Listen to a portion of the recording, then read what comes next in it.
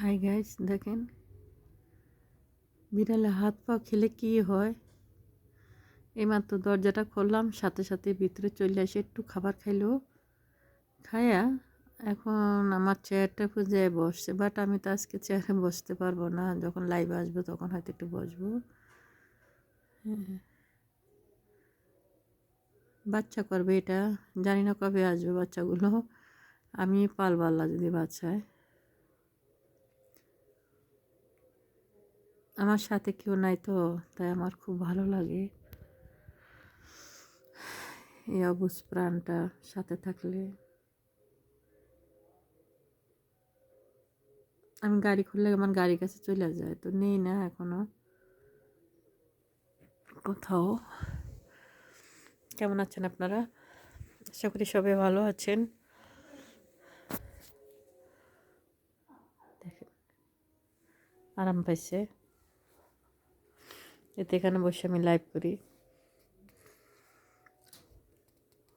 কাছ থেকে দেখাইতেছি।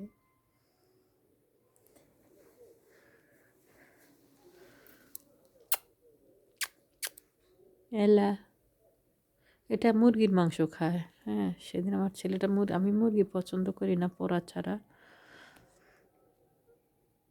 কানে যেন কি হয়েছে, শরীর চুলকাইতেছে।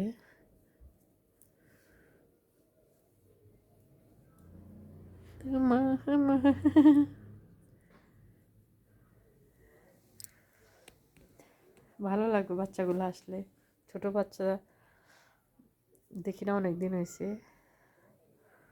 আজকে ওয়েদারটা ভালো, অথচ আজকে তো দোকানপাট খোলা যাবে না, আমি তো পোশাক তৈরি করব, এই জন্য আর কি খোলা রাখছি।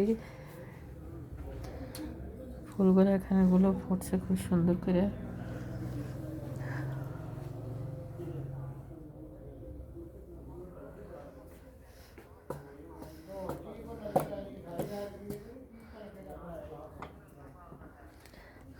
এই গাছগুলো অনেকগুলো পাতা আপনার পেকে গেছিলো, বাইরে রাখছিলাম, বাতাসে ঝরে গেছে।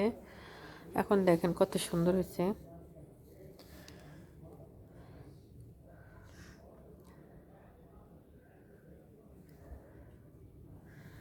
গাছ থাকলে শখের ভিতরে ভালো লাগে, এটা আরও সুন্দর করবো, অনেক সুন্দর করব। আমি মার্কেটে যাইতে পারতেছি না সময়ের জন্য। মার্কেটে গেলে সাদা পাথরগুলো নিয়ে আসবো টবে সাজানো।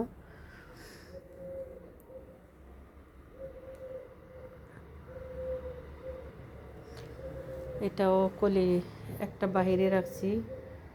হ্যাঁ দেখেন কলিগুলো কত সুন্দর করে আসছে।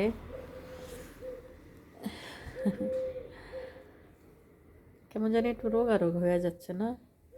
হ্যাঁ, প্রথমে যখন আনছি তখন একটু সুন্দর হয়ে উঠছিল, এখন আবার একটু রোগা হয়ে গেছে।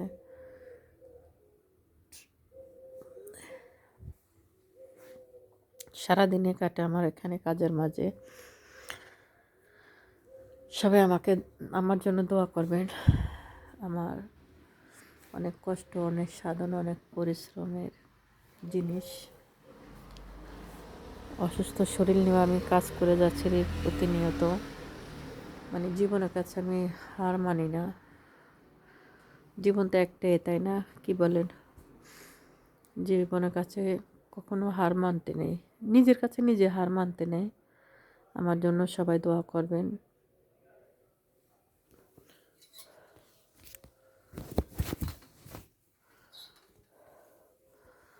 এই গেঞ্জিগুলো না অনেক চলে, এটা ছেলেদের জন্য নাসা, সবাই পছন্দ করে অনেক।